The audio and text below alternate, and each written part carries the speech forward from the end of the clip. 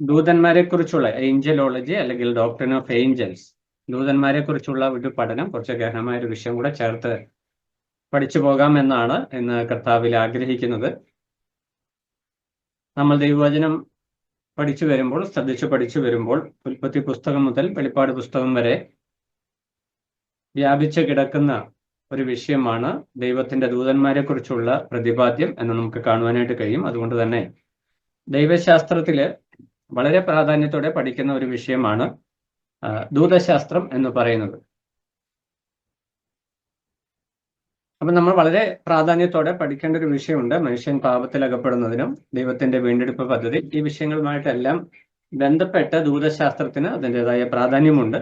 അപ്പോൾ ആ വിഷയം അതിൻ്റെതായ കുറച്ച് വിശാലമായിട്ട് ഫോക്കസ്ഡ് ആയിട്ട് ആ വിഷയം ഒന്ന് ചിന്തിച്ചു പോകുന്നത് നമ്മുടെ പഠനത്തിന് ഏറെ പ്രയോജനകരമാകും. നമ്മൾ ബൈബിളിൽ ഏകദേശം പഴയ നിയമത്തിലും പുതിയ നിയമത്തിലുമായിട്ട് ഏകദേശം 196 പ്രാവശ്യം ദൂതന്മാര് അല്ലെ സ്വർഗീയ ജീവികളെ കുറിച്ചുള്ള പരാമർശങ്ങൾ നമ്മൾ കാണുന്നുണ്ട്. സ്വർഗീയ സൈന്യം, ദൈവദൂതന്മാര്, ഇങ്ങനെ സെലസ്റ്റിയൽ ബീങ്ങിനെ കുറിച്ച്, ആകാശ ഗോളങ്ങൾ അല്ലെ സ്വർഗത്തിലുള്ള ജീവികളെ കുറിച്ചുള്ള പഠനത്തോടുള്ള ബന്ധത്തിൽ 196 പരാമർശങ്ങൾ നമ്മൾ ബൈബിളിൽ ആകമാനം കാണുന്നുണ്ട്. അതിൽ 103 പ്രാവശ്യം പഴയ നിയമത്തിലും 93 പ്രാവശ്യം പുതിയ നിയമത്തിലും. അതുപോലെ തന്നെ ബൈബിളിലെ 66 പുസ്തകങ്ങളിൽ 34 പുസ്തകങ്ങളിലും നമ്മൾക്ക് ദൂതന്മാരെ കുറിച്ചുള്ള അല്ലെങ്കിൽ സ്വർഗീയ ജീവികളെ കുറിച്ചുള്ള പരാമർശങ്ങൾ നമ്മൾ കാണുന്നുണ്ട്. ഉൽപ്പത്തി പുസ്തകം മുതൽ വെളിപ്പാട്, ഉൽപ്പത്തി പുസ്തകത്തിലും ഉണ്ട്. 1-ാം അധ്യായത്തിൽ തന്നെ നമ്മൾ ദൂതന്മാരുടെ വിഷയങ്ങളെ കുറിച്ചുള്ള വിഷയങ്ങൾ നമ്മൾ ആദ്യ അധ്യായങ്ങളിൽ തന്നെ കാണുന്നുണ്ട്. അതുപോലെ വെളിപ്പാട് പുസ്തകത്തിന്റെ അവസാന അധ്യായങ്ങളിലേക്ക് വരുമ്പോൾ പൊതുവാന ഭൂമികളോടുള്ള ബന്ധത്തിലും ദൂതന്മാരുടെ സാന്നിധ്യത്തെ കുറിച്ചുള്ള പരാമർശം അവിടെ നമുക്ക് കാണുവാനായിട്ട് കഴിയും. അപ്പോൾ അതുകൊണ്ട് തന്നെ ദൂതന്മാരെ കുറിച്ചുള്ള പഠനം നമ്മുടെ ദൈവശാസ്ത്ര പഠനത്തിൽ അല്ലെങ്കിൽ വേദപുസ്തക പഠനത്തിൽ വളരെ പ്രാധാന്യം അർഹിക്കുന്ന ഒരു വിഷയമാണ് ദൂതന്മാരെ കുറിച്ചുള്ള പഠനം. അപ്പം അത് പൊതുവെ നമ്മൾ സാത്താനെ കുറിച്ച് ചില കാര്യങ്ങളൊക്കെ പഠിക്കുന്നു, പറയുന്നു എന്നതിലുപരി ദൂതന്മാരെ കുറിച്ച് ആഴമായ പഠനങ്ങളിലേക്ക് പലപ്പോഴും നമ്മൾ കടന്നു പോകാറില്ല. എന്നാൽ പഠിക്കുന്നത് നമ്മളുടെ ആത്മീയ ജീവിതത്തിന് അല്ലെങ്കിൽ വേദപുസ്തക പരിജ്ഞാനത്തിന് ഏറ്റവും സഹായകരമാകുന്ന ഒരു വിഷയമായിട്ടാണ് ദൂതന്മാരെ കുറിച്ചുള്ള പഠനം ഇരിക്കുന്നത്. ദൈവിക രക്ഷാപദ്ധതിയോടുള്ള ബന്ധത്തിലും ദൈവിക പ്രവർത്തന പദ്ധതിയോടുള്ള ബന്ധത്തിലും നിർണായകമായ പങ്കാളിത്തം വഹിക്കുന്ന ജീവികൾ അല്ലെങ്കിൽ ദൈവത്തിന്റെ സൃഷ്ടികളാണ് ദൂതന്മാരെന്ന് നമുക്ക് മനസ്സിലാക്കുവാനായിട്ട് കഴിയും. ഭാഷാപരമായി നമ്മൾ ചിന്തിക്കുമ്പോൾ എബ്രായ വാക്കില് മലക് എന്ന് പറയുന്ന എബ്രായ വാക്കും അതുപോലെ തന്നെ ആംഗലോസ്, ഏഞ്ചലോളജി എന്ന് പറയുന്ന വാക്ക് ആംഗലോസ് എന്ന ഗ്രീക്ക് വാക്കിൽ നിന്ന് വന്നതാണ്. ആംഗലോസ് എന്ന ഗ്രീക്ക് വാക്കും മലക് എന്ന എബ്രായ പദവും, ഈ 2 വാക്കിൽ നിന്നാണ് ദൂതൻ എന്നുള്ള വാക്ക്, അല്ലെങ്കിൽ ഈ വാക്കാണ് ദൂതൻ എന്ന് പരിഭാഷപ്പെടുത്തിയിരിക്കുന്നത്. ദൂത് വഹിക്കുന്നവൻ, സന്ദേശവാഹകൻ എന്നാണ് ആ വാക്കിന്റെ അർത്ഥം, ആക്ഷരികമായിരിക്കുന്ന അർത്ഥം. അപ്പൊ 2 നിലകളിൽ നമുക്ക് ദൈവവചനത്തിൽ ഈ വിഷയത്തെ കാണുവാനായിട്ട് കഴിയും. ഒരു മനുഷ്യന്റെ ദൂത് മറ്റൊരു മനുഷ്യനെ എത്തിക്കുന്ന വ്യക്തിയെ നമ്മൾ ദൂതൻ എന്ന് വിളിക്കാറുണ്ട്. ദൈവത്തിന്റെ സന്ദേശം മനുഷ്യർക്ക് എത്തിക്കുന്ന വ്യക്തികളെ ദൂതൻ എന്ന് വിളിക്കാറുണ്ട്. അത് അതിന്റെ പൊതുവായ ആശയം സന്ദേശവാഹകൻ എന്നുള്ള നിലയിലാണ് നമ്മൾ ദൂതൻ എന്ന വാക്ക് പ്രധാനമായിട്ടും ബൈബിളിൽ കാണുന്നത്. എന്നാൽ ബൈബിളിൽ കൂടുതലായി ഉപയോഗിച്ചിരിക്കുന്നത് സ്വർഗത്തിൽ കർത്താവിനോടുള്ളവരിൽ ദൈവത്തിന്റെ സൃഷ്ടികളായി, ദൈവത്തിന്റെ സന്ദേശവാഹകരായി, ദൈവത്തെ ആരാധിക്കുന്ന, ദൈവത്തിന്റെ കൽപ്പനകൾ അനുസരിക്കുന്ന സൃഷ്ടികളായിട്ടാണ് ദൂതന്മാർ എന്ന് ബൈബിളിൽ പൊതുവെ ഉപയോഗിച്ചിരിക്കുന്നത്. അപ്പോൾ വിശാലമായ അർത്ഥത്തിൽ നമ്മൾ ദൂതുവാഹകൻ എന്ന് മനസ്സിലാക്കുമ്പോൾ തന്നെ വേദപുസ്തക പഠനത്തിൽ ദൂതൻ എന്ന് പറഞ്ഞാൽ സ്വർഗത്തിൽ ദൈവത്തിന്റെ പ്രവർത്തന പദ്ധതിയുള്ള ബന്ധത്തിൽ ദൈവത്തിന്റെ ശുശ്രൂഷകന്മാരായിരിക്കുന്ന സൃഷ്ടികളായിട്ടാണ് നമുക്ക് ദൂതന്മാരെ കാണുവാനായിട്ട് കഴിയുന്നത്. ദൂതൻ എന്ന വാക്ക് നമ്മൾ ബൈബിളിലും സന്ദേശവാഹകൻ എന്നുള്ള നിലയിൽ പല വാക്യങ്ങളിൽ കാണുന്നുണ്ട്. ലൂക്കോസിന്റെ സുവിശേഷം 7-ാം അധ്യായം 27-ാം വാക്യത്തിൽ വരുമ്പോൾ സ്നാപക യോഹന്നാനെ ദൂതൻ എന്ന് പറഞ്ഞിട്ടുണ്ട്. നമുക്കറിയാം, കർത്താവിന് മുന്നോടിയായിട്ട്, യേശു കർത്താവിന്റെ വരവിന് മുന്നോടിയായിട്ട് വന്ന പ്രവാചകനാണ് സ്നാപക യോഹന്നാൻ. വഴി ഒരുക്കുവാനായിട്ട് വന്ന സ്നാപക യോഹന്നാനെ ദൂതൻ എന്ന് പരാമർശിച്ചിട്ടുണ്ട്. അതുപോലെ സ്നാപക യോഹന്നാന്റെ ശിഷ്യന്മാര് അവര് കർത്താവിന്റെ അടുക്കിലേക്ക് വരുമ്പോൾ അവരെ പരാമർശിക്കുവാനായിട്ടും ദൂതന്മാർ എന്ന വാക്ക് ഉപയോഗിച്ചിട്ടുണ്ട്. ഇവര് ദൈവദൂതന്മാരാണെന്നല്ല അവിടുത്തെ ആശയം. ദൂത് വഹിച്ചുകൊണ്ട് വരുന്ന വ്യക്തികൾ എന്നുള്ള നിലയിൽ, ഭൗമികമായ നിലയിലാണ് ആ വാക്യങ്ങളിൽ നമുക്ക് ഈ വിഷയം മനസ്സിലാക്കുവാനായിട്ട് സാധിക്കുന്നത്. നമുക്ക് വചനം പഠിച്ചു വരുമ്പോൾ ദൈവം തനിക്ക് ശുശ്രൂഷക്കാരായിട്ട് സൃഷ്ടിച്ച വ്യക്തികളാണ് ഈ ദൂതന്മാരെന്ന് കാണുവാനായിട്ട് കഴിയും. 148 സങ്കീർത്തനം, അതിൻ്റെ നമ്മൾ സാധാരണ വായിക്കുന്ന ഒരു വേദഭാഗമാണത്. 148 സങ്കീർത്തനം, അതിൻ്റെ 2-ാം വാക്യം 5-ാം വാക്യം വായിക്കുമ്പോൾ ദൂതന്മാരുടെ സൃഷ്ടിയെക്കുറിച്ച് നമുക്ക് അവിടെ കാണുവാനായിട്ട് കഴിയും. 148 സങ്കീർത്തനം, അതിൻ്റെ 2-ാം വാക്യവും 5-ാം വാക്യം. അവിടെ നമ്മൾ വായിക്കുന്നത്, അവന്റെ സകല ദൂതന്മാരുമായുള്ളവരെ അവനെ സ്തുതിപ്പിൻ, അവന്റെ സർവ്വ സൈന്യവുമേ അവനെ സ്തുതിപ്പിൻ. 5-ാം വാക്യത്തിലേക്ക് വരുമ്പോൾ, അവൻ കൽപ്പിച്ചിട്ട് അവ സൃഷ്ടിക്കപ്പെട്ടിരിക്കാൻ അവ യഹോവയുടെ നാമത്തെ സ്തുതിക്കട്ടെ. അപ്പൊ ദൂതന്മാരോടുള്ള ബന്ധത്തിലും മറ്റ് ഭൗതിക സൃഷ്ടികളോടുള്ള ബന്ധത്തിലും അവർ കർത്താവിനെ ആരാധിക്കുവാനായിട്ട്, യഹോവയെ ആരാധിക്കുവാനായിട്ട് അടിസ്ഥാന കാരണമായിരിക്കുന്ന വിഷയം അവര് സൃഷ്ടാവാണ്, അല്ലെങ്കിൽ അവർ ദൈവത്താൽ സൃഷ്ടിക്കപ്പെട്ടു എന്നുള്ള വിഷയമാണ്. അപ്പോൾ സൃഷ്ടാവായിരിക്കാൻ നമ്മൾ ദൈവത്തെ ആരാധിക്കണം. 150-ാം സങ്കീർത്തനത്തിലേക്ക് വരുമ്പോൾ, ജീവനുള്ളതൊക്കെയും യഹോവയെ ആരാധിക്കട്ടെ നമ്മൾ വായിക്കുന്നുണ്ട്. അപ്പോൾ മനുഷ്യനോടുള്ള ബന്ധത്തിലായാലും ദൂതനോടുള്ള ബന്ധത്തിലായാലും ആരാധന അർപ്പിക്കുന്നത് തങ്ങളുടെ സൃഷ്ടാവാണ് ദൈവം എന്നുള്ള ബോധ്യത്തിൽ നിന്നുകൊണ്ട് തന്നെയാണ്. അപ്പോൾ ഈ 148-ാം സങ്കീർത്തനത്തിൽ നമ്മൾ ഈ ദൂതന്മാരുടെ സൃഷ്ടിയെക്കുറിച്ച് നമ്മൾ വായിക്കുന്നുണ്ട്. അതുപോലെ തന്നെ കൊലോസ്യ ലേഖനത്തിലും 1-ാം അധ്യായം 16-ാം വാക്യം, ആ വാക്യത്തിലേക്ക് നമ്മൾ വരുന്നതാണ്. കൊലോസ്യ ലേഖനം 1-ാം അധ്യായം 16-ാം വാക്യത്തിൽ വരുമ്പോൾ, കർത്താവിനാലാണ്, യേശുക്രിസ്തുവാണ് സകലത്തിന്റെ സൃഷ്ടാവ് എന്നുള്ള വിഷയം അവിടെ ദൈവത്തിന്റെ ആത്മാവ് പ്രത്യേകം ഓർപ്പിക്കുന്നുണ്ട്. പൗലോസ് മുഖാന്തരം ആ വിഷയം ഓർപ്പിക്കുന്നു. അവിടെ ദൂതന്മാരുടെ ഒരു കാറ്റഗറിയെ കുറിച്ച്, അല്ലെങ്കിൽ അവർക്ക് ലഭിച്ചിരിക്കുന്ന പദവികളെ കുറിച്ചുള്ള ഒരു സൂചന കൂടെ ഈ കൊലോസ്യ ലേഖനം 1-ാം അധ്യായം 16-ാം വാക്യത്തിൽ നമ്മൾ കാണുന്നുണ്ട്. അവിടെ നമ്മൾ വായിക്കുന്നത്, സിംഹാസനങ്ങളാകട്ടെ, കർത്തൃത്വങ്ങളാകട്ടെ, വാഴ്ചകളാകട്ടെ, അധികാരങ്ങളാകട്ടെ, ഇവയെല്ലാം കർത്താവിനാൽ സൃഷ്ടിക്കപ്പെട്ടു എന്നുള്ള വിഷയം. എന്നാൽ അതിനോട് ചേർന്ന് തൊട്ടു മുമ്പുള്ള വാക്യങ്ങൾ ദൂതന്മാരെ കുറിച്ചാണ് പറയുന്നത്. അപ്പോൾ ദൂതന്മാരുടെ അധികാരം, അല്ലെ അവരുടെ മഹത്വം, അല്ലെ അവർക്കുള്ള സ്പെഷ്യാലിറ്റി, പ്രത്യേകത എന്ന് പറയുന്നത്, പ്രത്യേകമായ അധികാരങ്ങളോട് കൂടി സൃഷ്ടിക്കപ്പെട്ടവരാണ് ദൂതന്മാര് എന്ന് നമുക്ക് മനസ്സിലാക്കുവാനായിട്ട് കഴിയും. അപ്പോൾ ആ ദൂതന്മാരെ കുറിച്ച് നമ്മൾ പഠിക്കുമ്പോൾ മനുഷ്യന്റെ പാപത്തോടുള്ള ബന്ധത്തിൽ ഈ ദൂതഗണത്തിന് ഒരു പങ്കാളിത്തമുണ്ട്. എന്ന് പറഞ്ഞാൽ, ഈ സാത്താൻ ദൈവത്തിന്റെ ദൂതന്മാരിൽ, പ്രധാന ദൂതന്മാരിൽ ഒരു വ്യക്തിയായിരുന്നു നമുക്ക് മനസ്സിലാക്കുവാനായിട്ട് കഴിയും. ആ വിഷയത്തിലേക്ക് നമ്മൾ വരും. അപ്പോൾ സ്വാഭാവികമായിട്ടും ദൈവത്തിന്റെ വീണ്ടെടുപ്പ് പദ്ധതിയെ, ദൈവവചനത്തെ യഥാവിധി മനസ്സിലാക്കുന്നതിന് ദൂതന്മാരെ കുറിച്ചുള്ള പഠനം നമുക്ക് അത്യാവശ്യം അറിഞ്ഞിരിക്കേണ്ട ഒരു വിഷയമാണ്. അപ്പോൾ അടിസ്ഥാനപരമായിട്ട് ദൈവം സൃഷ്ടിച്ച സൃഷ്ടികളാണ് ദൂതന്മാർ. അതുകൊണ്ട് നമുക്ക് മുമ്പേ ദൂതന്മാരുണ്ട് എന്നുള്ളത് കൊണ്ട് ഒരിക്കലും ദൂതന്മാർ ദൈവിക പദവിയിലേക്ക്, അല്ലെങ്കിൽ ദൈവിക നിലവാരത്തിലേക്ക് ഉയർന്നു നിൽക്കുന്ന ജീവികളല്ല എന്ന് മനസ്സിലാക്കുവാനായിട്ട് നമുക്ക് ആവശ്യമുണ്ട്. ദൈവത്തിന്റെ സൃഷ്ടികളാണ് അവ. എന്നാൽ അവരെ എപ്പോഴാണ് സൃഷ്ടിച്ചത്? അതിന് കൃത്യമായ സമയം എപ്പോഴവരെ സൃഷ്ടിച്ചു എന്ന് ദൈവവചനം പറയുന്നില്ല. എന്നാൽ ഈ പ്രപഞ്ചം, ആകാശത്തെയും ഭൂമിയെ സൃഷ്ടിക്കുന്നതിന് മുമ്പ് ദൈവം അവരെ സൃഷ്ടിച്ചിരുന്നു എന്ന് നമുക്ക് മനസ്സിലാക്കുവാനായിട്ട് കഴിയും. ഇയ്യോബിന്റെ പുസ്തകം 38-ാം അധ്യായം 4 മുതൽ 7 വരെയുള്ള വാക്യങ്ങൾ നമ്മൾ വായിക്കുമ്പോൾ അവിടെ ഇയ്യോബ് ഈ വിഷയം സംബന്ധിച്ച് ഒരു സൂചന നമുക്ക് നൽകുന്നുണ്ട്.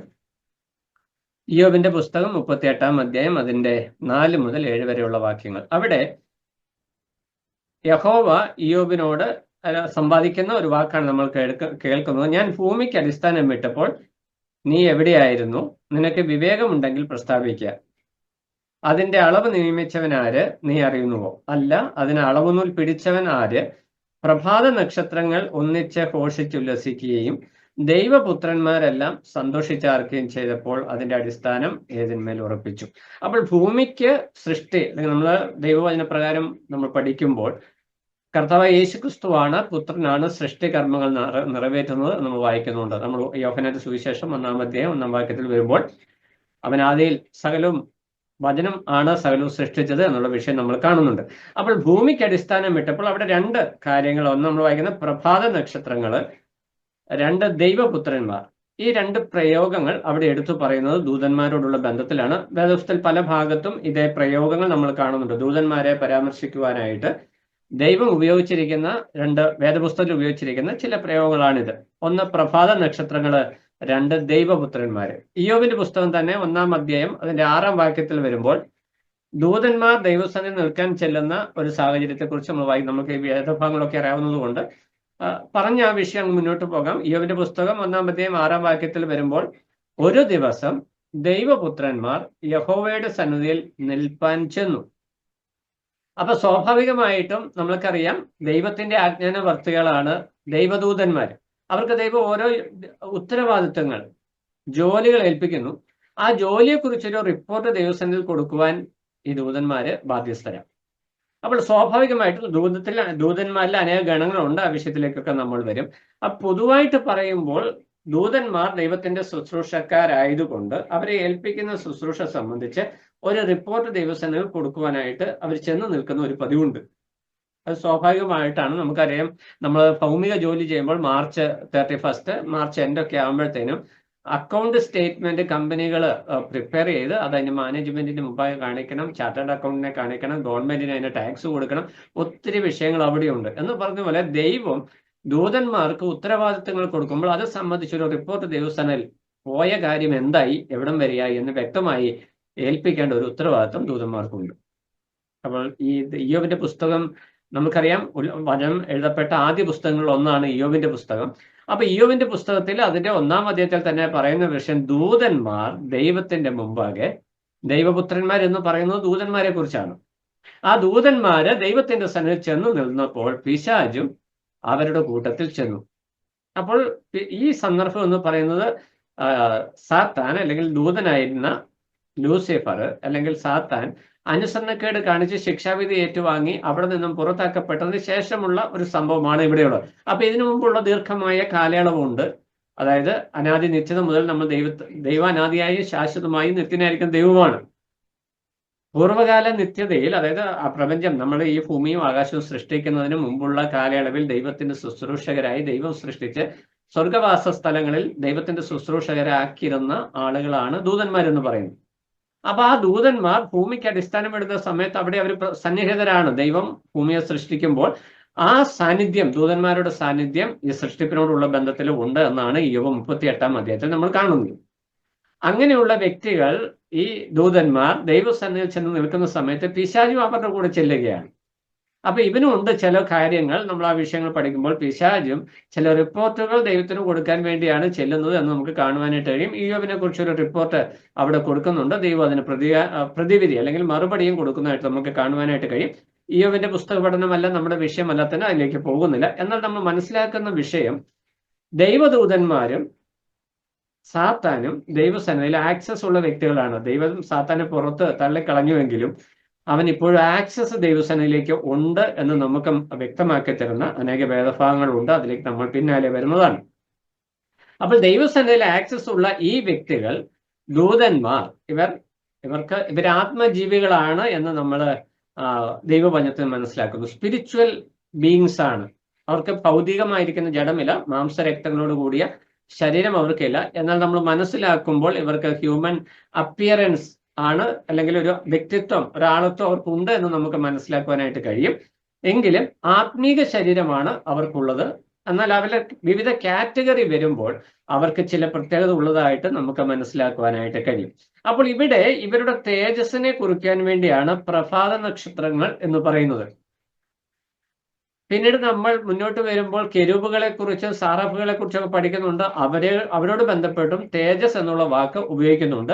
അത് അവരുടെ ഒരു ഫീച്ചറായിട്ട്, ആ കാറ്റഗറി ദൂതന്മാരുടെ ഒരു പ്രത്യേകതയായിട്ട് നമുക്ക് മനസ്സിലാക്കുവാനായിട്ട് കഴിയും. ആത്മശരീര രൂപികളാണ് എങ്കിലും ദൂതന്മാർക്കും കാറ്റഗറീസ് ഉണ്ട്, വിവിധ വിഭാഗങ്ങളായിട്ട് ദൂതന്മാരായിരിക്കുന്നു. അങ്ങനെ ദൂതന്മാരായിരിക്കുമ്പോൾ ഓരോ വിഭാഗത്തിലുള്ള ദൂതന്മാർക്കും പ്രത്യേക ദൗത്യങ്ങളാണ് ദൈവസന്നിധിയിലുള്ളത്. എന്നാൽ നമ്മൾ പൊതുവായിട്ട് പഠിക്കുമ്പോൾ ഈ ദൂതന്മാർ മനുഷ്യ സൃഷ്ടിക്ക് മുമ്പേ സൃഷ്ടിക്കപ്പെട്ട ദൈവത്തിന്റെ സൃഷ്ടികളാണ്. അതുകൊണ്ട് ഇവർക്ക് ദൈവത്തോട് സമത്വമില്ല, ദൈവത്തോടുള്ള തുല്യതകൾ ഇല്ല. ദൈവത്തിന്റെ സൃഷ്ടിയാണ് എങ്കിലും മനുഷ്യരെക്കാളും ശ്രേഷ്ഠമായ ഒരു പദവിയിലാണ് ഈ ദൂതന്മാർ നിൽക്കുന്നത് എന്ന് നമുക്ക് മനസ്സിലാക്കുവാനായിട്ട് കഴിയും. നമ്മൾ കർത്താവിന്റെ താഴ്മയെ കുറിച്ച് പഠിപ്പിക്കുമ്പോൾ ദൂതന്മാരിലും അല്പം താഴ്ച വന്നവനായ നമ്മുടെ കർത്താവ് എന്ന് ഫിലിപ്പിയ ലേഖനത്തിൽ പൗലോസ് എടുത്തു പറയുന്നുണ്ട്. അപ്പോൾ ദാസവേഷം എടുത്തു എന്ന് പറയുമ്പോൾ തന്നെ മനുഷ്യരെക്കാൾ കുറച്ചുകൂടെ ഔന്നത്യമുള്ള ഒരു നിലയിലാണ് കർത്താവിനെ അവിടെ എടുത്ത് എന്നെങ്കിൽ കർത്താവിന്റെ ദൈവത്വം അവിടെ എടുത്തു കാണിക്കുവാനായിട്ട് പ്രത്യേകം ദൈവത്തിന്റെ ആത്മാവ് ആ വാക്ക് ഉപയോഗിക്കുന്നത്. അപ്പോൾ ദൂതന്മാരെ കുറിച്ച് പഠിച്ചു വരുമ്പോൾ ഈ ദൈവപുത്രന്മാർ എന്നുള്ള പ്രയോഗം ബൈബിളിൽ പല ഭാഗത്തുമുണ്ട്. ദൈവപുത്രൻ എന്നുള്ള വാക്ക് കർത്താവിനോടുള്ള ബന്ധത്തിൽ ഉപയോഗിക്കുന്നുണ്ട്. വിശ്വാസികളോടുള്ള ബന്ധത്തിൽ ദൈവത്തിന്റെ മക്കൾ എന്ന വാക്ക് ഉപയോഗിക്കുന്നുണ്ട്. ദൈവപുത്രന്മാർ എന്നുള്ള വാക്ക് ദൂതന്മാരോടുള്ള ബന്ധത്തിൽ ഉപയോഗിക്കുന്നുണ്ട്. ഇത് ഏത് നിലയിലാണ് ഉപയോഗിച്ചിരിക്കുന്നത് എന്ന് മനസ്സിലാക്കുവാനായിട്ട് വേദപുസ്തകത്തിന്റെ പശ്ചാത്തലം നമ്മൾ ആ വേദവാക്യം ഏത് പശ്ചാത്തലത്തിൽ ഏത് ബാക്ക്ഗ്രൗണ്ടിലാണ് ഏത് കോണ്ടെക്സ്റ്റിലാണ് ആ വാക്യം പറയുന്നത് എന്നതിനെ ആശ്രയിച്ചാണ് നാം വിഷയം മനസ്സിലാക്കേണ്ടതായിട്ട് ഇരിക്കുന്നത്. അതുപോലെ തന്നെ ദൂതന്മാരെ കുറിച്ച് പറയുന്ന മറ്റൊരു പ്രയോഗമാണ് സ്വർഗത്തിലെ സൈന്യങ്ങൾ എന്ന് പറയുന്നത്. നമ്മൾ നെഹമ്യാവിന്റെ പുസ്തകം 9-ാം അധ്യായം 6-ാം വാക്യം, അവിടെ സ്വർഗീയ സൈന്യം എന്നും ആകാശത്തിലെ സൈന്യം എന്നും പ്രത്യേകിച്ച് എടുത്തു പറയുന്നതായിട്ട് നമുക്ക് കാണുവാനായിട്ട് കഴിയും. നെഹമ്യാവിന്റെ പുസ്തകം 9-ാം അധ്യായം 6-ാം വാക്യം. അപ്പോൾ ദൂതന്മാർ വിവിധ കാറ്റഗറികളായിട്ട് നിൽക്കുമ്പോൾ തന്നെ ഇവരുടെ പ്രവൃത്തികളെയും ഇവരുടെ ശുശ്രൂഷകളെയും ഇവർക്ക് ലഭിച്ചിരിക്കുന്ന സ്ഥാനീയ പദവികളെയും ആശ്രയിച്ച് വിവിധ കാറ്റഗറി ആയിട്ട് വിവിധ വിഭാഗങ്ങളായിട്ടാണ് ദൂതന്മാർ നിൽക്കുന്നത് എന്ന് നമുക്ക് മനസ്സിലാക്കുവാനായിട്ട് കഴിയും. ദൈവിക പദ്ധതിയിൽ ഈ വിഷയങ്ങൾ ഇങ്ങനെ നിലകൊള്ളുന്നു. അപ്പൊ നമ്മൾ അതിനെക്കുറിച്ച് വ്യക്തമായിട്ട് മനസ്സിലാക്കി മുന്നോട്ട് പോകുമ്പോൾ നമുക്ക് കുറച്ചുകൂടെ നമുക്ക് ലഭിച്ചിരിക്കുന്ന പദവിയെക്കുറിച്ചും ദൈവം നമ്മോട് കാണിച്ചിരിക്കുന്ന സ്നേഹത്തിന്റെ മഹത്വത്തെക്കുറിച്ചും നമുക്ക് മനസ്സിലാക്കുവാനായിട്ട് കഴിയും. ദൈവത്തിന് പ്രത്യേകമായ നിലയിൽ ദൈവം സൃഷ്ടിച്ച്, അതായത് തന്നെ ആരാധിക്കുവാൻ രാജാതിരാജാവായി കർത്താവായി തേജസ്സിന്മേൽ അധിവസിക്കുന്ന കർത്താവിന് ശുശ്രൂഷ ചെയ്യുവാനായിട്ട് തുല്യമായ അല്ലെങ്കിൽ അതിന് അനുസൃതമായ യോഗ്യമായ തേജസ്സോടും വിശുദ്ധിയോടും കൂടെ സൃഷ്ടിക്കപ്പെട്ട ആത്മീക ജീവികൾ അവരുടെ ജീവിതത്തിൽ ലംഘനം സംഭവിച്ചപ്പോൾ അല്ലെങ്കിൽ ദൈവത്തോട് അവർ മത്സരിച്ചപ്പോൾ അനുസരണക്കേട് കാണിച്ചപ്പോൾ അവർക്ക് ഒരു വീണ്ടെടുപ്പിന്റെ മാർഗം ദൈവം ഒരുക്കിയില്ല എന്നത് നമ്മൾ ചിന്തിക്കുമ്പോഴാണ് കൈവേലിയായ കേവലം മണ്ണുകൊണ്ട് ദൈവം സൃഷ്ടിച്ച് സ്വന്തം രൂപത്തിലും സാദൃശ്യത്തിലുമാക്കി ഭൂമിയിൽ ആക്കി വെച്ച മനുഷ്യൻ ദൈവത്തോട് പാപം ചെയ്ത് മറുതലിച്ച് തേജസ് നഷ്ടപ്പെട്ട് മരണത്തിന് വിധേയപ്പെട്ട് മാറിയപ്പോൾ ദൈവം ഒരുക്കിയ രക്ഷ എത്ര വലുതാണെന്ന് മനസ്സിലാക്കുവാനായിട്ട് ഈ ഒരു ചിന്ത നമ്മളെ സഹായിക്കും. ദൈവസന്നിധിയിൽ, സ്വർഗത്തില് ദൈവത്തിന്റെ സന്നിധിയിൽ ദൈവത്തോട് ഏറ്റവും അടുത്തു ചെന്ന് ശുശ്രൂഷ ചെയ്തിരുന്ന ഏറ്റവും തേജസ്സുള്ള രൂപികളായിരുന്ന ആത്മസൃഷ്ടികളായിരുന്ന ദൂതന്മാർ പാപം ചെയ്തപ്പോൾ അവരെ തള്ളിക്കളഞ്ഞു. ഒരു ദയയും അവരോട് കാണിക്കാതെ അവരെ നിത്യ ബന്ധനത്തിലേക്ക് അയച്ചു എന്നാണ് വചനം പറയുന്നത്. ആ ദൂതന്മാരുടെ വീഴ്ചകളെയും പതനങ്ങളെയും കുറിച്ച് നമ്മൾ പിന്നീട് മുന്നോട്ട് വരുമ്പോൾ നമ്മൾ മനസ്സിലാക്കുന്നതാണ്. അവിടെ ഇവിടെ സ്വർഗത്തിലാണ് ഇവർക്കുള്ള വാസസ്ഥലം എന്ന് നമുക്ക് മനസ്സിലാക്കുവാനായിട്ട് കഴിയും. അതായത് ദൈവം വസിക്കുന്ന ഇടമായ സ്വർഗമാണ് ദൂതന്മാരുടെ വാസസ്ഥലം. ഇതിൽ സാത്താൻ എന്ന് പറയുന്നത് അല്ലെങ്കിൽ പാപം ചെയ്ത ദൂതന്മാർ എന്ന് പറയുന്നത് പിന്നീട് വരുന്ന വിഷയം എന്ന് പറഞ്ഞാൽ ദൂതന്മാരെ ദൈവം സൃഷ്ടിച്ചാക്കുമ്പോൾ ഇവരെ കർത്താവിന്റെ അടുക്കൽ ദൈവത്തിന്റെ സന്നിധിയിൽ ശുശ്രൂഷക്കാരായിട്ട് നിർത്തുവാനായിട്ട് സ്വർഗമാണ് ഇവർക്കുള്ള വാസസ്ഥലം എന്ന് നമുക്ക് മനസ്സിലാക്കുവാനായിട്ട് കഴിയും. എബ്രായ ലേഖനം 1-ാം അധ്യായം 14-ാം വാക്യവും മർക്കോസ് 13:32, എബ്രായർ 1:14,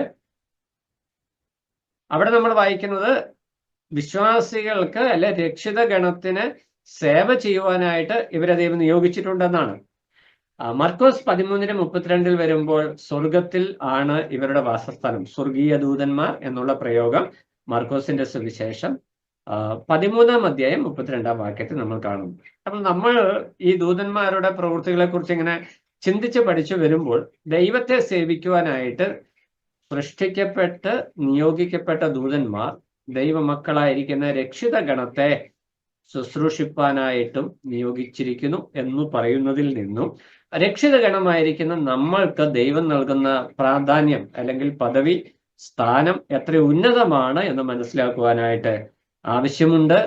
ഈ ദൈവം നമുക്ക് തരുന്ന ആ സ്ഥാനത്തിന്റെ മഹത്വം നമ്മൾ മനസ്സിലാകുമ്പോഴാണല്ലോ നമുക്ക് ദൈവത്തോടുള്ള ഭക്തിയും സമർപ്പണവും ആ ഒരു ദൈവത്തോടുള്ള ബഹുമാനവും ഒക്കെ വർദ്ധിച്ചു വരിക. തന്നെയല്ല നമ്മുടെ സമർപ്പണം ആഴമുള്ളതായി തീരുന്നതിനും ഈ ബോധ്യം അനിവാര്യമായിരിക്കുന്നു എന്ന് നമുക്ക് മനസ്സിലാക്കുവാനായിട്ട് കഴിയും. ഇനി ദൂതന്മാരുടെ പ്രത്യേകതകൾ എന്തൊക്കെയാണ്? അപ്പൊ ദൂതന്മാരെ കുറിച്ച് നമ്മൾ പൊതുവായിട്ട് കണ്ട വിഷയം, അവര് ദൈവത്തിന്റെ സൃഷ്ടികളാണ്. മനുഷ്യനെ സൃഷ്ടിക്കുന്നതിന് അല്ലെ ആകാശവും ഭൂമിയും സൃഷ്ടിക്കുന്നതിന് മുമ്പ് തന്നെ ദൈവം ഇവരെ സൃഷ്ടിച്ചിരുന്നു. അവർ സ്വർഗത്തിൽ ദൈവസന്നിധിയിൽ ശുശ്രൂഷക്കാരായിരുന്നു എന്ന് നമുക്ക് മനസ്സിലാക്കുവാനായിട്ട് കഴിയും. അപ്പൊ ആ നിലയിൽ ദൈവസന്നിധിയിൽ ശുശ്രൂഷക്കാരായി സൃഷ്ടിക്കപ്പെട്ട മനുഷ്യർ ദൂതന്മാർ തേജസ്സുള്ളവരായിരുന്നു. അവരെ ദൈവപുത്രന്മാർ എന്ന് ദൈവവചനം വിശേഷിപ്പിക്കുന്നു. ആ നിലയിൽ അവർ ദൈവത്തിന്റെ സേവകാത്മാക്കളായി നിൽക്കുമ്പോൾ തന്നെ ദൈവമക്കളുടെ സേവകാത്മാക്കളായും ദൈവം അവരെ നിയോഗിച്ചിരിക്കുന്നു എന്നതാണ് നമ്മൾ പ്രാരംഭമായിട്ട് കണ്ട വിഷയം. ഇനി ദൂതന്മാരുടെ പ്രത്യേകതയായിട്ടൊരു ഒന്നാമത് അവർക്കുള്ളത് ആത്മീക ശരീരമാണ്. അത് കർത്താവ് തന്നെയാണ് വിഷയം പറയുന്നത്. ലൂക്കോസിന്റെ സുവിശേഷം 24-ാം അധ്യായം 39-ാം വാക്യം നമ്മൾ പുനരുദ്ധാനത്തോടുള്ള ബന്ധത്തിൽ വിഷയം പറയുമ്പോൾ കർത്താവ് ആ വിഷയം വ്യക്തമായിട്ട് ശിഷ്യന്മാർക്ക് വെളിപ്പെടുത്തി കൊടുക്കുന്നുണ്ട്. ലൂക്കോസിന്റെ സുവിശേഷം 24-ാം അധ്യായം 39-ാം വാക്യം.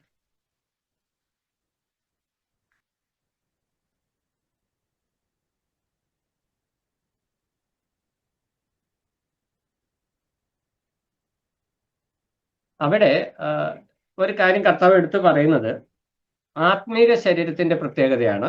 കർത്താവ് പുനരുദ്ധാനം ചെയ്തതിന് ശേഷം ശിഷ്യന്മാരുടെ അടുക്കൽ വരുമ്പോൾ തന്നെ അവർക്ക് വെളിപ്പെടുത്തി കൊടുക്കുമ്പോൾ കർത്താവ് എടുത്തു പറയുന്ന ഒരു പ്രയോഗമാണ്, ഞാൻ തന്നെ ആകുന്നു എന്ന് എൻ്റെ കൈയും കാലും നോക്കി അറിവിൻ, എന്നെ തൊട്ടു നോക്കുവിൻ, എന്നിൽ കാണുന്നത് പോലെ ഭൂതത്തിന് മാംസവും അസ്ഥിയും ഇല്ലല്ലോ എന്ന് പറഞ്ഞു.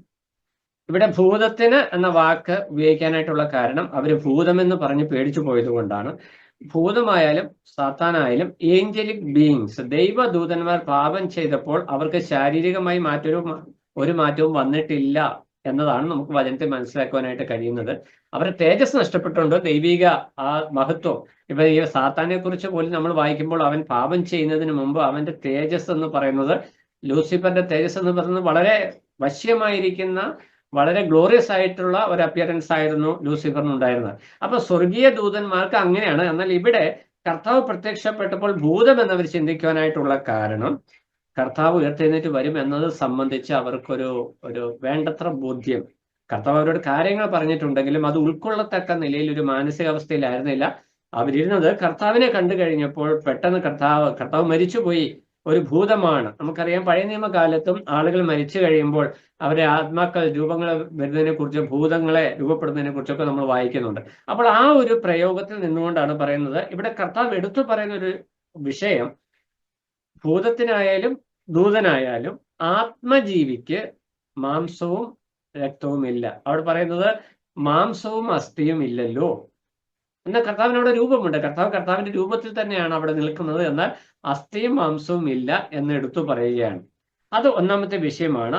അതിനോട് ചേർന്ന് തന്നെ എഫേസ്യ ലേഖനം 6:12 വരുമ്പോൾ നമുക്ക് പോരാട്ടമുള്ളത് ജഡരക്തങ്ങളോടല്ല എന്ന് അവിടെ പറയുന്നു. സ്വർലോകത്തിലെ ദുഷ്ടാത്മ സേനയോടത്രേ എന്ന് പറഞ്ഞാൽ പാപത്തിന്റെ അന്ധകാര ശക്തികളോടാണ് വിശ്വാസികൾക്ക് പോരാട്ടമുള്ളത് എന്ന് പറയുമ്പോൾ അവിടെ പറയുന്നത് ജഡരക്തങ്ങളോടല്ല. അപ്പൊ ഭൂതങ്ങൾക്കായാലും ദൂതന്മാർക്കായാലും അവിടെ എടുത്തു പറയുന്ന വിഷയം അവർക്ക് ജഡരക്തങ്ങൾ അല്ല, അവരുടെ ആയുധം ജഡീകമല്ല എന്ന് വ്യക്തമായിട്ട് എടുത്തു പറയുകയാണ്. അപ്പൊ നമ്മൾ ഈ വിഷയം വ്യക്തമായിട്ട് മനസ്സിലാക്കുമ്പോൾ ദൂതന്മാരെ കുറിച്ച് പഠിക്കുമ്പോൾ ഒന്നാമതായിട്ട് അവര് ആത്മജീവികളാണ്, അല്ലെങ്കിൽ ആത്മീക ശരീരമാണ് അവർക്കുള്ളത്. അവര് സ്പിരിച്വൽ ബോഡി അല്ലെങ്കിൽ സ്പിരിറ്റ് ബോഡിയാണ്, സ്പിരിച്വൽ ബീയിങ് ആണ് എന്ന് നമുക്ക് മനസ്സിലാക്കുവാനായിട്ട് കഴിയും. പുനരുദ്ധാനത്തിൽ വിശ്വാസികൾ പുനരുദ്ധാനം ചെയ്യുമ്പോൾ അവരെ ദൈവദൂതന്മാരെ പോലെ ആകുമെന്ന് മത്തായി സുവിശേഷം 22-ാം അധ്യായം അതിന്റെ 30-ാം വാക്യത്തിൽ നമ്മൾ വായിക്കുന്നുണ്ട്. മത്തായി സുവിശേഷം 22-ാം അധ്യായം 30-ാം വാക്യം. അവിടെ നമ്മൾ വായിക്കുന്നത്, പുനരുദ്ധാനത്തിൽ അവർ വിവാഹം കഴിക്കുന്നില്ല, വിവാഹത്തിന് കൊടുക്കപ്പെടുന്നതുമില്ല, സ്വർഗത്തിലെ ദൂതന്മാരെ പോലെ അത്രേ ആകുന്നു. അവിടെ സ്വർഗത്തിലെ ദൂതന്മാരെ പോലെ ആകും, സ്വർഗത്തിലെ ദൂതന്മാരാകും എന്നല്ല പറയുന്നത്. ചിലർ പറയാറുണ്ട് പണ്ട് പഴയ നിയമകാലത്തെ പുനരുദ്ധാനം ചെയ്ത വിശുദ്ധന്മാരാണ് ദൈവദൂതന്മാരെന്ന്. ബൈബിളിലെ വിഷയങ്ങളിൽ ഏത് വിഷയത്തിലും തെറ്റായ വ്യാഖ്യാനങ്ങൾ എന്നും കടന്നു വരാറുണ്ട്, പലവിധ ഉപദേശങ്ങൾ വർദ്ധിച്ചു വരുന്നുണ്ട്, അങ്ങനെ പറയുന്നവരുണ്ട്. എന്നാൽ ഈ വാക്യത്തിന്റെ അടിസ്ഥാനം നമുക്ക് മനസ്സിലാക്കാൻ പറ്റുന്ന വിഷയം, അവിടെ കർത്താവ് പറയുന്നത് ഈ പുനരുദ്ധാനത്തിൽ കർത്താവിന്റെ വരവിങ്കൽ വിശ്വാസികൾ പുനരുദ്ധാനം ചെയ്യുമ്പോൾ അവര് പുനരുദ്ധാന പുത്രന്മാരാകയാൽ ദൈവദൂതന്മാരോട് സദൃശന്മാരാകുന്നു. എന്ന് പറഞ്ഞാൽ ദൈവദൂതന്മാരോട് അനുരൂപമായ ഒരു ആത്മീക ശരീരം അവർക്ക് ലഭിക്കുന്നു. അവർ ദൈവദൂതന്മാരാകുകയല്ല, ദൈവദൂതന്മാരുടെ ശരീരത്തോട് അനുരൂപമായ ഒരു ആത്മീക ശരീരത്തിന്, നമ്മളതിനെ വേദപുസ്തക ഭാഷയിൽ പുനരുദ്ധാന ശരീരം എന്ന് പറയും, ഉയർത്തെഴുന്നേറ്റ ശരീരം. അതിന് തേജസ്കരണം പിന്നീട് സംഭവിക്കുന്ന ഈ വിഷയങ്ങൾ നമ്മൾ പഠിച്ചതാണ്. അപ്പൊ കർത്താവ് പുനരുദ്ധാനം ചെയ്തു വരുമ്പോഴും കർത്താവിനുള്ളത് ഈ പുനരുദ്ധാന ശരീരം എന്ന് പറഞ്ഞാൽ ആത്മീക ശരീരത്തോടു കൂടിയാണ് കർത്താവ് ശിഷ്യന്മാരുടെ അടുക്കൽ വന്നത്. അതുകൊണ്ടാണ് ശിഷ്യന്മാരോട് പറഞ്ഞത്, എനിക്ക് നിങ്ങൾ തൊട്ടു നോക്കുവിൻ, എന്നെ നിങ്ങൾ തൊട്ടു നോക്കുവിൻ, അസ്ഥി മാംസം. കർത്താവിനെ അവർക്ക് ടച്ച് ചെയ്യാനായിട്ട് പറ്റി. കർത്താവിന് അസ്ഥി മാംസം അവർക്ക് വെളിപ്പെടുത്തി കൊടുത്തു എന്നുള്ളത് ശരിയാണ്, പക്ഷെ അവർക്ക് സ്പർശിക്കുവാൻ കഴിയുന്ന ഒരു അനുഭവം അല്ലായിരുന്നു ഭൂതങ്ങൾക്കുള്ളത്. കർത്താവിന് റിസറക്റ്റഡ് ബോഡിയാണ്, അതുപോലെ തന്നെ സ്വർഗീയ ശരീരമാണ്.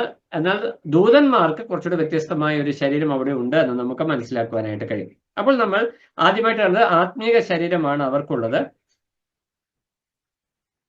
എഫേസ്യ ലേഖനം 6:12 നമ്മൾ ഓൾറെഡി കണ്ടു. നമുക്ക് പോരാട്ടമുള്ളത് ജഡരക്തങ്ങളോടല്ല. ആ വാക്യത്തിന്റെ അടിസ്ഥാനത്തിൽ പാപം ചെയ്ത ദൂതന്മാരുടെയും ശരീരത്തിന്റെ അവസ്ഥയ്ക്ക് മാറ്റം വന്നിട്ടില്ല, അവരും ആത്മജീവികളായി തന്നെ തുടരുന്നു എന്ന് കാണുവാനായിട്ട് കഴിയും. അതുകൊണ്ടാണ് ഇയ്യോബിന്റെ വിഷയത്തോടുള്ള ബന്ധത്തിൽ ദൈവസന്നിധിയിൽ ദൂതന്മാർ ചെല്ലുമ്പോൾ പുറന്തള്ളപ്പെട്ട പിശാചിനും അവിടേക്ക് ആക്സസ് ലഭിച്ചത് എന്ന് നമുക്ക് മനസ്സിലാക്കുവാനായിട്ട് കഴിയും. അവർക്ക് ആത്മീക ശരീരമാണ് ഉള്ളത്. എന്നാൽ അതേസമയം ഇവർക്ക് മനുഷ്യ രൂപം എടുക്കുവാനായിട്ടുള്ള കഴിവുണ്ട് എന്ന് നമുക്ക് മനസ്സിലാക്കുവാനായിട്ട് കഴിയും. ദൂതന്മാർ മനുഷ്യന്മാർക്ക് പ്രത്യക്ഷപ്പെടുമ്പോൾ മനുഷ്യ വേഷത്തിലാണ്, മനുഷ്യ രൂപത്തിലാണ് പ്രത്യക്ഷപ്പെട്ടിരിക്കുന്നത് എന്ന് നമുക്ക് അനേക വേദവാക്യങ്ങൾ നമുക്കുണ്ട്. എബ്രായ ലേഖനം 13-ാം അധ്യായം 2-ാം വാക്യത്തിൽ വരുമ്പോൾ ചിലർ അറിയാതെ കണ്ട് ദൈവദൂതന്മാരെ സൽക്കരിച്ചു എന്ന് നമ്മൾ വായിക്കുന്നുണ്ട്. അപ്പോൾ അവരുടെ അടുക്കൽ വന്നത് ഗസ്റ്റുകളായിട്ടാണ്. ആ വിഷയം പറയുന്നത് അബ്രഹാമിന്റെ അടുക്കലേക്ക് ദൂതന്മാർ കടന്നു വരുന്ന വിഷയത്തെ ലിങ്ക് ചെയ്തുകൊണ്ടാണ് ആ വിഷയം പറയുന്നത്. അവർ തങ്ങളുടെ വീട്ടിലേക്ക് കടന്നു വന്ന ആളുകൾക്ക് ആഹാരം കൊടുത്തു, അവർക്ക് അതിഥി സൽക്കാരം ചെയ്തു.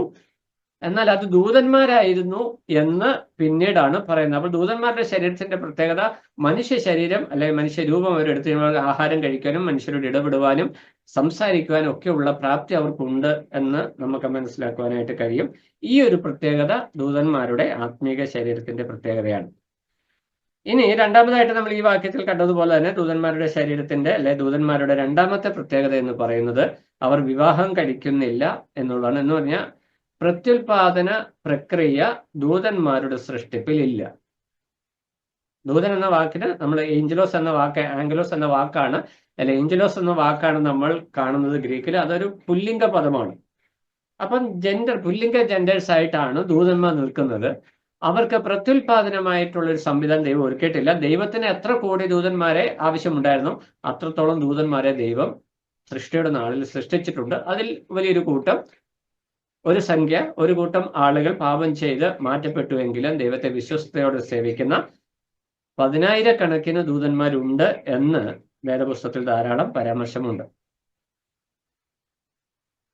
കാരണം ദൂതന്മാരുടെ ആവാസ സ്ഥലം അത് ഭൂമി അല്ലാത്തത് കൊണ്ട് ഇവിടെയാണ്, ഈ ഭൂമിയിലാണ് ദൈവം പ്രത്യുൽപാദനവും സന്താന സമ്പുഷ്ടിയായിട്ട് വളരുവാനുള്ള എല്ലാ ജീവികൾക്കും, ജീവനുള്ളതൊക്കെയും പെറ്റുപെരുകി വർദ്ധിക്കട്ടെ എന്നുള്ള സംവിധാനം വെച്ചിരിക്കുന്നത് ഈ ഭൂമിയിലാണ്. സ്വർഗത്തിൽ അങ്ങനെ ഒരു സംവിധാനം ഇല്ല.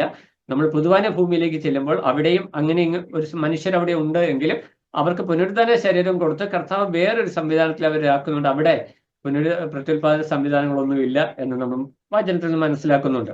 അപ്പോൾ ദൂതന്മാർ സ്വർഗത്തിൽ നിൽക്കുമ്പോൾ അവർക്ക് ദൂതന്മാരുടെ രണ്ടാമത്തെ പ്രത്യേകത അവർ സ്വർഗീയവാസികളായതുകൊണ്ട് അവർക്ക് വിവാഹം വ്യവസ്ഥിതി ചെയ്യപ്പെട്ടിട്ടില്ല. അങ്ങനെ ഒരു സംവിധാനം ദൂതന്മാർക്കില്ല എന്ന് നമ്മൾ കാണുന്നു. ഇനി അടുത്തതായിട്ട് മൂന്നാമതായിട്ട് ദൂതന്മാർക്ക് മരണമില്ല. മനുഷ്യർക്ക് മരണമുണ്ട്. കാരണം നമ്മൾക്ക് ഇവിടെ കുഞ്ഞായിട്ട് ജനിക്കുന്നു, വളരുന്നു, യൗവനം, വാർദ്ധക്യം, മരണം, അടുത്ത തലമുറ ഇങ്ങനെ മാറി മാറി വരികയാണ്.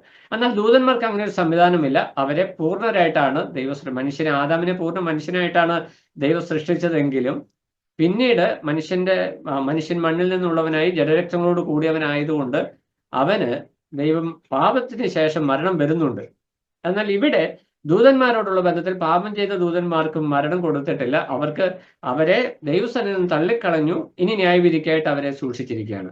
അവരൊരു കൂട്ടരെ ഫ്രീ ആയിട്ട് അവരിപ്പം നടക്കുന്നുണ്ട്, മറ്റൊരു കൂട്ടര് ചങ്ങലക്കിട്ടിട്ടുണ്ട് എന്ന് നമ്മളെ യൂദയുടെ ലേഖനം പഠിച്ചപ്പോൾ നമ്മൾ ആ വിഷയം അവിടെ കണ്ടിട്ടുണ്ട്. ഒരു കൂട്ടം ആളുകളെ ചങ്ങലക്കിട്ടേക്കാണ്, ബന്ധിച്ചിരിക്കുകയാണ്. അവരെ അയച്ചുവിടുന്ന ഒരു സമയവുമുണ്ട്. എന്നാൽ ഇവിടെ ഒരു കൂട്ടം ആളുകളെ തുറന്നും വിട്ടിട്ടുണ്ട്.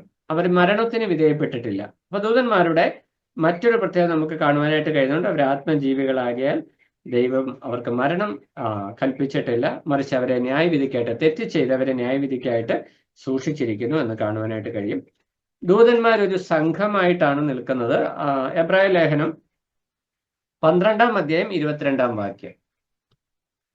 എബ്രായ ലേഖനം 12-ാം അധ്യായം 22-ാം വാക്യത്തിലേക്ക് വരുമ്പോൾ അവിടെ ദൂതന്മാരെ ഒരു സംഘമായിട്ടാണ് നമുക്ക് വെളിപ്പെടുത്തി ദൈവത്തിന്റെ ആത്മാവ് ദൂതന്മാരുടെ സംഘം എന്ന് പറയുന്നത്.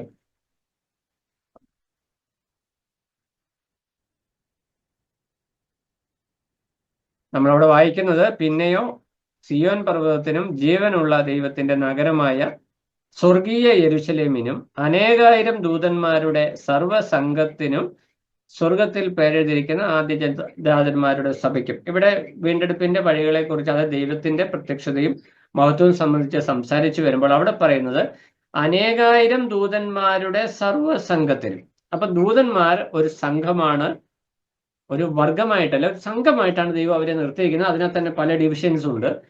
അതിനെക്കുറിച്ച് നമ്മൾ പിന്നാലെ വായിക്കുന്നതാണ്. ഇനി ദൂതന്മാർ മനുഷ്യരെക്കാൾ ജ്ഞാനമുള്ളവരാണ്, എന്നാൽ ദൈവത്തെ പോലെ സർവജ്ഞാനികളല്ല. ഈ ഒരു പ്രത്യേകതയും ദൂതന്മാർക്കുണ്ട്. ദൈവം സൃഷ്ടാവായതുകൊണ്ട് ഇവര് ദൈവ സർവജ്ഞാനിയാണ്, എന്നാൽ ദൂതന്മാർക്ക് മനുഷ്യരെക്കാൾ ജ്ഞാനമുണ്ട്, എന്നാൽ അവര് സർവജ്ഞാനികളല്ല എന്ന് മനസ്സിലാക്കാനായിട്ട് കഴിയും. ഇവരുടെ ജ്ഞാനത്തെക്കുറിച്ച് 2 ശമൂവേൽ 14-ാം അധ്യായം 20-ാം വാക്യത്തിൽ നമ്മൾ വായിക്കുന്നുണ്ട്. 2 ശമൂവേൽ 14-ാം അധ്യായം 20-ാം വാക്യം.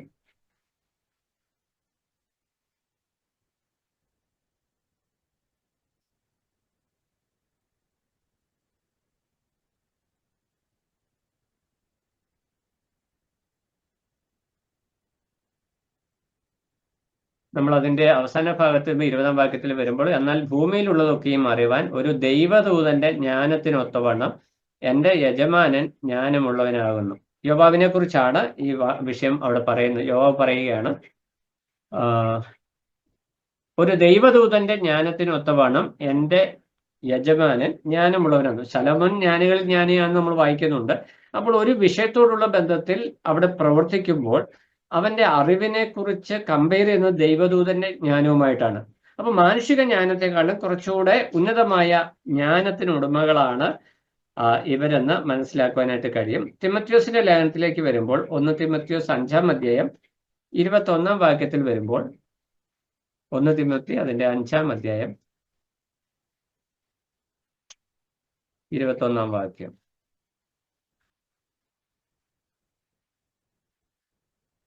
അവിടെ ദൂതന്മാർ ശ്രേഷ്ഠന്മാരാണ് എന്നുള്ള വാക്കാണ് പറയുന്നത്. ശ്രേഷ്ഠ ദൂതന്മാരെയും സാക്ഷി നിർത്തി സംസാരിക്കുന്നു.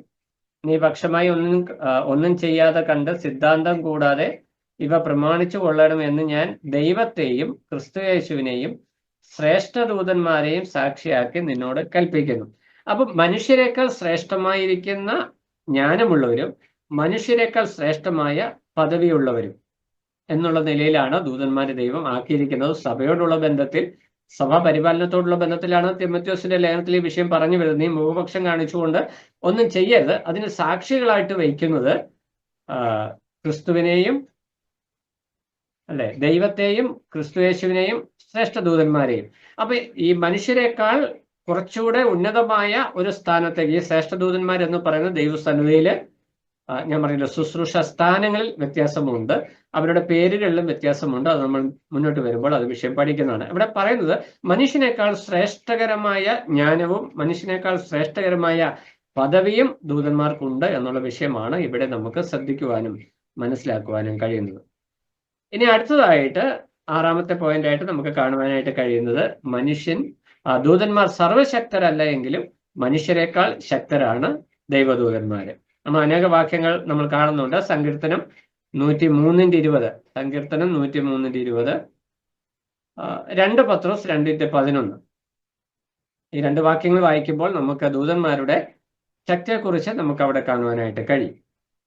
അപ്പോൾ ദൂതന്മാരുടെ പ്രത്യേകത ഏറ്റവും ലളിതമായിട്ട് നമ്മൾ പറയുമ്പോൾ 6 കാര്യങ്ങൾ നമ്മൾ കണ്ടു. 1, അവർക്ക് ആത്മീക ശരീരമാണ്. 2, അവർക്ക് വിവാഹമില്ല, പ്രത്യുൽപാദന സംവിധാനമല്ല. അവർക്ക് എത്രത്തോളം ദൂതന്മാരെ ദൈവം ആവശ്യമായിരുന്നോ, ദൈവത്തിന് ആവശ്യമുണ്ടായിരുന്നോ അത്രയും ദൂതന്മാരെ ദൈവം സൃഷ്ടിക്കുന്നു. 10,000-കണക്കിന് ദൂതഗണങ്ങൾ ദൈവത്തിനുണ്ട് എന്നുള്ള വിഷയം ദാനിയേലിന്റെ പുസ്തകത്തിലും അതുപോലെ കർത്താവ് വിഷയം സംസാരിക്കുമ്പോൾ ലഘുവിനെ കുറിച്ചൊക്കെ കർത്താവ് പറയുന്നുണ്ട്. ആ സംഖ്യകളൊക്കെ ചേർത്ത് നമ്മൾ പഠിക്കുമ്പോൾ ഏകദേശം കോടിക്കണക്കിന് ദൂതന്മാർ, ദൈവത്തിന് എത്രത്തോളം സേവകന്മാരെ ആവശ്യമായിരുന്നു, ഏതെല്ലാം ഉദ്ദേശത്തിന് ദൈവത്തിന് ദൂതന്മാരെ ആവശ്യമായിരുന്നു, അതൊക്കെയും ദൈവം കൃത്യമായി അതിന്റെ പൂർവ്വം സൃഷ്ടിച്ചിട്ടുണ്ട്. അതിലൊരു കൂട്ടം മത്സരിച്ചു പോയി എങ്കിലും ബാക്കിയുള്ളവർ ദൈവസന്നയിൽ വിശുദ്ധരായി തന്നെ, വിശുദ്ധ ജീവികളായി തന്നെ നിൽക്കുന്നു എന്ന് നമുക്ക് കാണുവാനായിട്ട് കഴിയും. മൂന്നാമതായിട്ട് ദൂതന്മാർക്ക് ആത്മജീവികളായതുകൊണ്ട് മരണം ഉള്ളതായിട്ട് നമ്മൾ വചനത്തെ കാണുന്നില്ല. പാപം ചെയ്ത ദൂതന്മാരെ ന്യായവിധിക്കായിട്ട് സൂക്ഷിക്കുകയും ചിലരെ ബന്ധനത്തിലാക്കുകയും ചിലരെ സ്വതന്ത്രരെ വിടുകയും ചെയ്തു. എന്നാൽ ആരും മരിച്ചതായിട്ട് നമ്മൾ കണ്ടു. എന്നാൽ മനുഷ്യൻ പാപം ചെയ്തപ്പോൾ മനുഷ്യന് പാപം ശിക്ഷയായിട്ട് ലഭിച്ചു എന്ന് നമുക്ക് കാണുവാനായിട്ട് കഴിയും. കാരണം അവർ ജഡരക്തങ്ങളോട് കൂടിയവരാണ്. എന്നാൽ ദൂതന്മാർ ആത്മജീവികളായതുകൊണ്ട് അവർക്ക് മരണമില്ല എന്ന് നമുക്ക് മനസ്സിലാക്കാം. നാലാമതായിട്ട് ദൂതന്മാർ സംഘമാണ്. എബ്രായർ 12:22.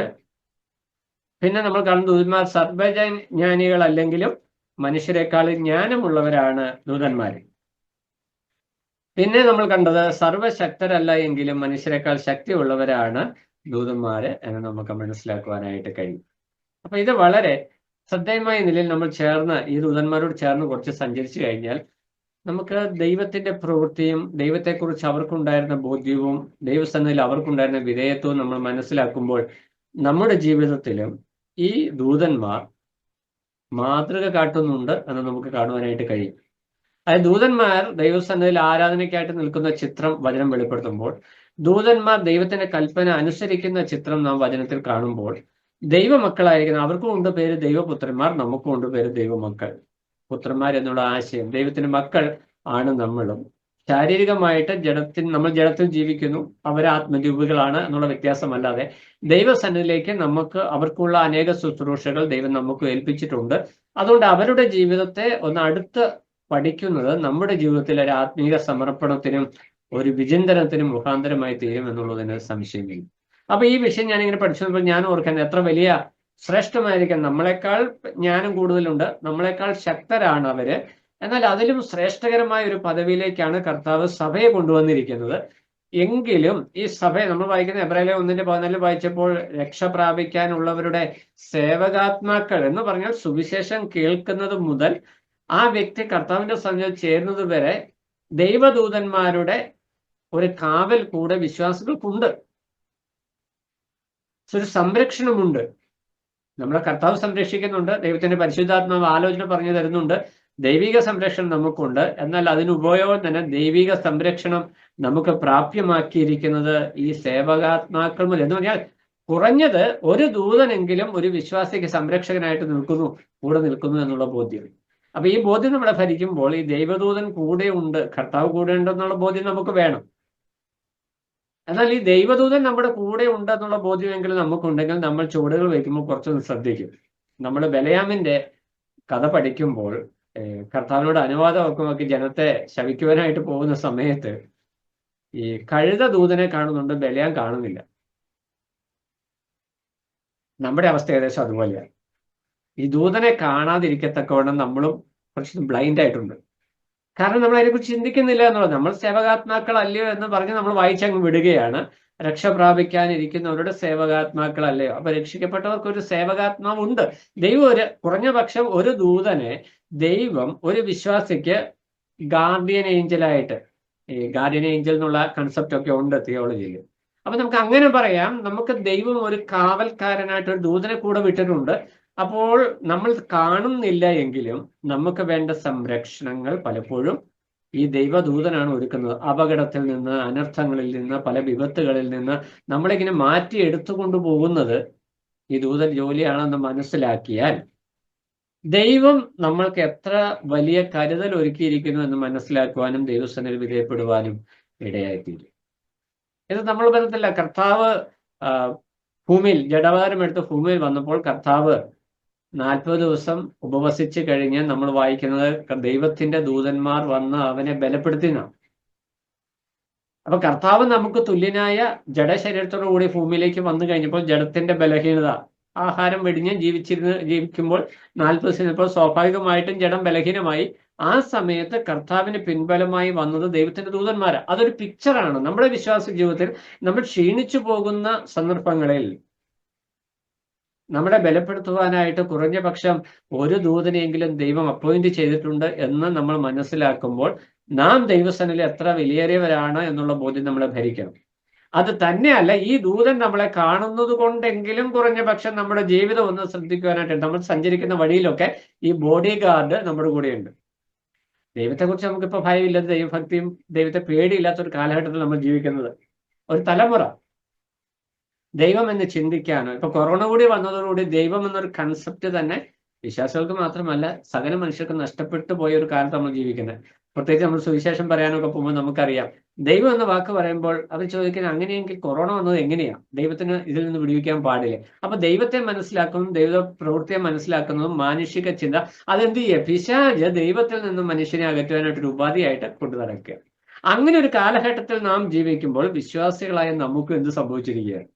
ദൈവഭയം, ദൈവബോധം കുറഞ്ഞു വരുന്ന ഒരു കാലഘട്ടത്തിൽ നാം നിൽക്കുമ്പോൾ ഏറ്റവും കുറഞ്ഞത് ഒരു ദൈവദൂതൻ എൻ്റെ ബോഡി ഗാർഡായിട്ട് എൻ്റെ കൂടെ ഉണ്ട്, ഒരു സേവകാത്മാവായിട്ട് എൻ്റെ ഒരു സേവകനായിട്ട് ദൈവം ഒരു ദൂതനെ ഏൽപ്പിച്ചിട്ടുണ്ട്. ആ ദൂതൻ എന്ത് ചെയ്യുന്നുണ്ട്?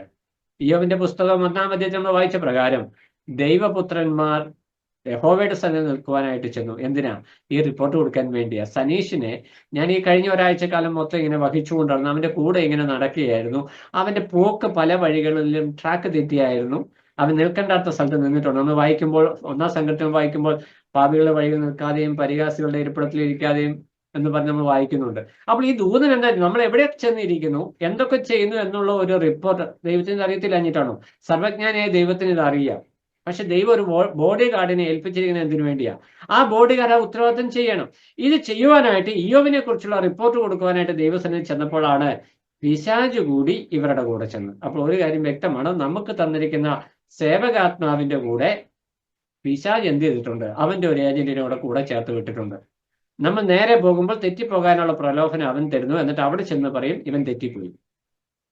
അപ്പോൾ ഇതാണ് ദൂതന്മാരുടെ പ്രവർത്തനങ്ങളുടെ ഒരു പ്രത്യേകത എന്ന് പറയുന്നത്. നമ്മൾ ഇത് വളരെ ഗൗരവത്തോടെ ചിന്തിക്കേണ്ട ഒരു വിഷയമാണ്. ദൈവവചനത്തിൽ രക്ഷ പ്രാപിപ്പാനിരിക്കുന്നവരുടെ സേവകാത്മാക്കൾ അല്ലയോ എന്ന് പറയുമ്പോൾ നാം രക്ഷ പ്രാപിക്കുന്ന സമയം മുതൽ കർത്താവിന്റെ സന്നിധിയിൽ ചേർക്കപ്പെടുന്നത് വരെയുള്ള സമയത്ത് നമ്മളെ പ്രൊട്ടക്ട് ചെയ്യുവാനായിട്ട്, നമ്മളോട് കൂടെ നടക്കുവാനായിട്ട് ദൈവം കുറഞ്ഞ പക്ഷം ഒരു ദൂതനെ ഏൽപ്പിച്ചിട്ടുണ്ട് എന്നുള്ള ബോധ്യം നമ്മുടെ ഹൃദയത്തെ ഭരിക്കുമ്പോൾ രണ്ട് കാര്യങ്ങൾ ഉണ്ടാകണം. ഒന്ന്, നമുക്ക് ദൈവത്തോട് ദൈവം തരുന്ന പ്രൊട്ടക്ഷനായിട്ട്, പ്രത്യേക കരുതലിനായിട്ട് നമ്മൾ നന്ദിയുള്ളവരായിരിക്കണം. രണ്ടാമതായിട്ട് ഇവൻ കൂടെയുണ്ട്, ഈ ദൂതൻ കൂടെയുണ്ട് എന്നുള്ള പ്രത്യേകത കൊണ്ട് നമ്മുടെ ജീവിതത്തെ സൂക്ഷിക്കുവാനായിട്ടും ഇടയായിത്തീരണം. പുരോഹിതനായിരിക്കുന്ന യോശുവയുടെ വസ്ത്രത്തിൽ കളങ്കം പറ്റിയതായിട്ട്, അഴുക്ക് പറ്റിയതായിട്ട് അറിയുമ്പോൾ അവനെ പുതുമയുള്ള വസ്ത്രം ധരിപ്പിച്ച് ദൈവസന്നിധി നിർത്തുന്ന ഒരു ശുശ്രൂഷ നമ്മൾ പ്രവാചക പുസ്തകങ്ങളിൽ തന്നെ വായിക്കുന്നുണ്ട്. അപ്പൊ ദൈവമക്കളെ കുറിച്ച് അപവാദം പറയുന്നവനാണ് പിശാച് എന്ന് നമ്മൾ വായിക്കുന്നു. അപ്പൊ ദൈവമക്കളെ കുറിച്ച് പോസിറ്റീവായിട്ട് പറയുവാനായിട്ട് ദൈവം ഏൽപ്പിച്ചിരിക്കുന്ന സേവകാത്മാക്കളും ഉണ്ട്. അപ്പൊ ഈ രണ്ടു കൂട്ടരും തുല്യ ശക്തികളായി നമ്മുടെ ഇടത്തും വലത്തും നിൽക്കുക. നമ്മൾ എന്ത് നിലപാട് എടുക്കുന്നു എന്നതാണ് ഇവിടെ ദൈവത്തിന്റെ ആത്മാവ് പ്രത്യേകമായിട്ട്. ഈ ബോധ്യം നമ്മുടെ ഹൃദയത്തെ ഭരിക്കണം. ഞാൻ ഇടത്തോട്ടോ വലത്തോട്ടോ തിരിയുമ്പോൾ കർത്താവ് നമ്മുടെ കൂടെ ഉണ്ട്, അത് ശരിയാണ്. പക്ഷെ കർത്താവ് ആളത്തുപരമായി ഇപ്പോൾ സ്വർഗത്തിലാണ്, പിതാവ് ആളത്തുപരമായി സ്വർഗത്തിലാണ്, പരിശുദ്ധാത്മ ആളത്തുപരമായി നമ്മുടെ ഹൃദയത്തിലുണ്ട്. പരിശുദ്ധ ബോഡി ഗാർഡായിട്ടല്ല നിൽക്കുന്ന, പരിശുദ്ധാത്മാവ് കാര്യവിചാരകനായിട്ട്, ഗൈഡായിട്ട്, ഉപദേഷ്ടമായിട്ട് നമ്മൾ ഇരിക്കുന്നു. നമ്മളെ പ്രൊട്ടക്ട് ചെയ്യുവാനായിട്ട് ദൈവം നിയോഗിച്ചിരിക്കുന്നത് ദൈവദൂതന്മാരെയാണ്.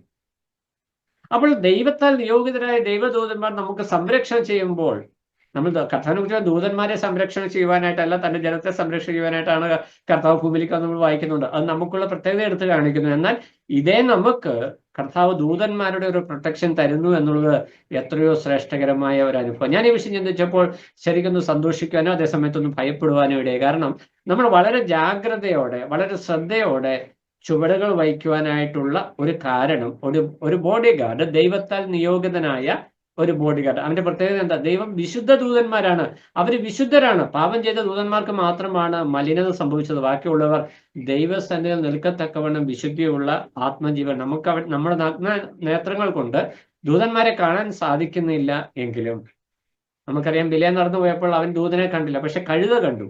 കാരണം എന്താ? കഴുതയുടെ കണ്ണിൽ ദൈവം കാണിച്ചു തന്നു, കഴുത വിധേയപ്പെട്ടു കൊടുത്തത്.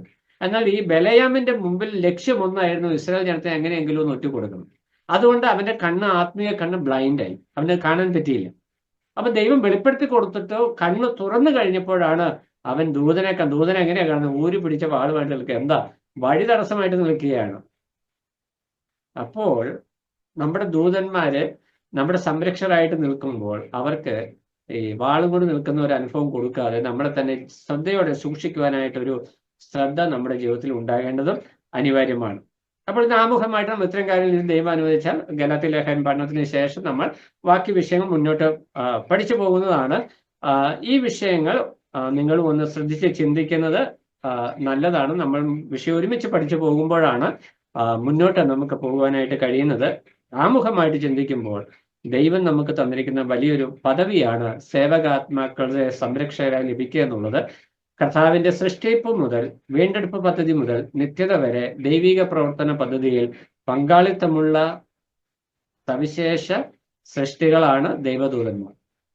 അവർക്ക് വിശ്വാസികളോടുള്ള ബന്ധത്തിലും ഉത്തരവാദിത്വമുണ്ട്, ദൈവത്തോടുള്ള ബന്ധത്തിലും ഉത്തരവാദിത്വമുണ്ട്. ദൈവിക പ്രവർത്തന പദ്ധതിയോടുള്ള ബന്ധത്തിലെല്ലാം അവരുടെ ഉത്തരവാദിത്വം നമുക്ക് കാണാം. കർത്താവിന്റെ വരവിനോടുള്ള ബന്ധത്തിൽ ദൂതന്മാരാണ് കർത്താവിന്റെ മനുഷ്യാവതാരത്തെ കുറിച്ച് മറിയയോട് യോസഫിനോട് സംസാരിച്ചത് ദൈവദൂതനാണ്. കർത്താവ് ബലഹീനനായപ്പോൾ കർത്താവിനെ ബലപ്പെടുത്തിയത് ദൈവദൂതന്മാരാണ്. കർത്താവ് കല്ലറിൽ അടക്കപ്പെട്ടതിന് ശേഷം ദൂതനാണ് കല്ല് ഉരുട്ടി മാറ്റി കല്ലിന്മേൽ ഇരിക്കുന്നതായിട്ട് നമ്മൾ കാണുന്നത്. അപ്പോൾ പിന്നീട് നമ്മൾ കർത്താവ് ദൂതന്മാരുടെ അകമ്പടിയോടുകൂടിയാണ് സ്വർഗത്തിലേക്ക് കയറിപ്പോയത്. ദൂതന്മാരുടെ അകമ്പടിയോടുകൂടെ വീണ്ടും നമ്മളെ ചേർക്കുവാനായിട്ട് വരും. നിത്യതയിലും ദൂതന്മാരോട് കൂടിയായിരിക്കും നമ്മൾക്ക്. വെളിപ്പാട് ദിവസം 4-ാം അധ്യായത്തിൽ കാണുമ്പോൾ കർത്താവിനെ ആരാധിക്കുമ്പോൾ അവരുടെ ആരാധനാ ചിത്രം വ്യക്തമായിട്ട് വെളിപ്പെടുത്തുന്ന ആരാധനയ്ക്ക് ദൂതന്മാർ നമുക്കൊരു മാതൃകയായിരിക്കുന്നു. അപ്പോൾ നമ്മുടെ ആത്മീയ ജീവിതത്തിൽ വളരെ പ്രാധാന്യമുള്ള സൃഷ്ടികളാണ്, ആത്മീക ജീവികളാണ്, ദൈവത്തിന്റെ സൈന്യമാണ്, ദൈവത്തിന്റെ പുത്രന്മാരാണ് ഈ ദൈവദൂതന്മാർ. അവരെക്കുറിച്ച് കൂടുതൽ വിശദമായി പഠിക്കുവാനായിട്ട് ദൈവത്തിന്റെ ആത്മാവ് നമ്മളെ വരുന്ന ദിവസങ്ങളിൽ സഹായിക്കട്ടെ. ദൈവനാമം മഹത്വപ്പെടുമാറാകട്ടെ.